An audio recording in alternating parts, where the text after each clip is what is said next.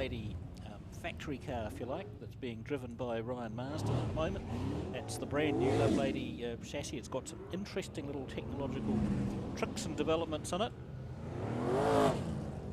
And it's definitely a vehicle that's one to keep an eye on. Of course, we all know that Ryan Marsden piloted his saloon, the Lovelady Saloon, to the New Zealand title last year.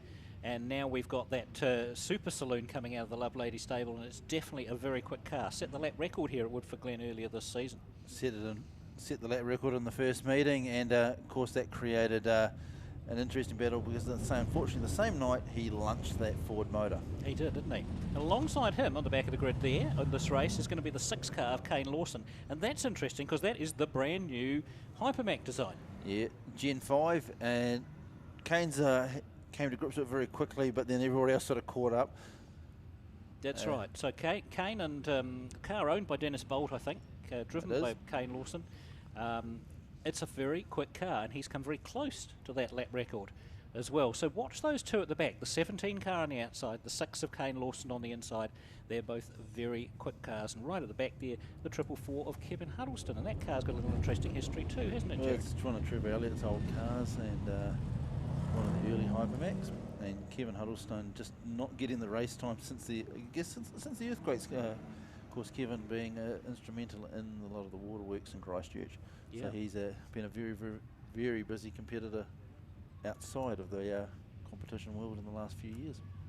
Indeed. So it looks as though we're going to go racing this time. The lights are out. The car's grouping down the back straight past the Value Cars Warehouse grandstand.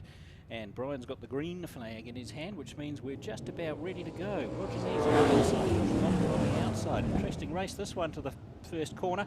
We're green, we're racing. Josh Bolton gets the nose in front. Will he chop across the 811? No, he gives Roger plenty of room, but he's got the drive. Roger doesn't. An 891, Josh Bolton takes the lead as they come down the back straight.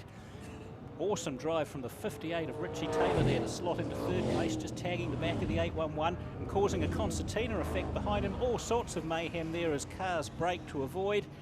A little bit of contact, a little bit of collision, but for the most part, they most got away with it. Yeah, cars all over the show. And of course, the 811 is Josh Bolton's old super saloon, the last of the Loveladies he competed in, albeit that he does have a brand new car sitting, or due to be at the track soon. That's right. He's driving the new Hypermac, and he's still got the new Lovelady to come. There, if you look at the Burger King replay, you can see the concertina effect as all those cars spin up and tag each other, but just lightly. And I don't think any of them will have to pull out. Well, the 17 cars back up and running. The 48 cars coming for a check. Is he? No, he's just going to rejoin. Realign the front bonnet. But it's the Malcolm Nartai there just about climbing through the window of Jason Moore. Of course, Jason Moore, another one, former superstock driver. But looking at the back end of his car, just wondering if he's inverted a bird cage because it's sitting up awfully high on the back end all of a sudden. It is, isn't it? Yeah, that's 100% right there. That's the 86C car of Jason Moore. So we're still under yellow. Cars have regridded. Of course, it's a full restart because hadn't completed a full lap for all the cars. Yeah, I'd say that Jason Moore's actually turned that bird cage just the way the back end of the 86 car's sitting up in the air. And we do have one on the infield, and that's the 58 of Richie Taylor. Yeah, well, he was the one that sort of checked up and took the first tap. Into the back, and then everybody else concertinaing up. And Jason Moore realises there's something wrong with the back of his car. Yeah, the back of it handling. So the 86 pulls to the infield as well. So a couple of gaps in the grid on the restart. But we're going to go around racing. Josh Bolton and Roger Nees, take 2. Here we go, folks. Hear those engine revs build and that power come down as they whiz into turn 1. The 811 just touching the pole line there, losing out to the 891 of Josh Bolton, coming back at him down the straight. And there's a little gap back to the 86 of Ricky Bolton. Jason Phillips in there in the 11 car is looking pretty racy in 4th place, holding off the 19 of Malcolm Nartai. Side by side, the 48 of Gavin Hill and Kane Lawson. The 17 car trying to get into the mix there too, getting alongside Gavin Hill and tagging him. And we're going to go yellow. I think they've watched the Roger Nees there just about up the inside of Josh Bolton as they came down the front straight, but of course the yellow was already flashing. The Huddle Rock there in the 444, he's managed to spin The Huddle Rock are managing to rejoin. 48, the HPE car backing out as well. Wait to see if they rejoin. So 1, 2 and 3 are either Bolton cars or ex-Bolton cars. Yeah, indeed. And look, the Bolton family have had a major influence on Super Saloon racing, haven't they? Well, and down here there's like, of course, Josh has had a number of cars over the years.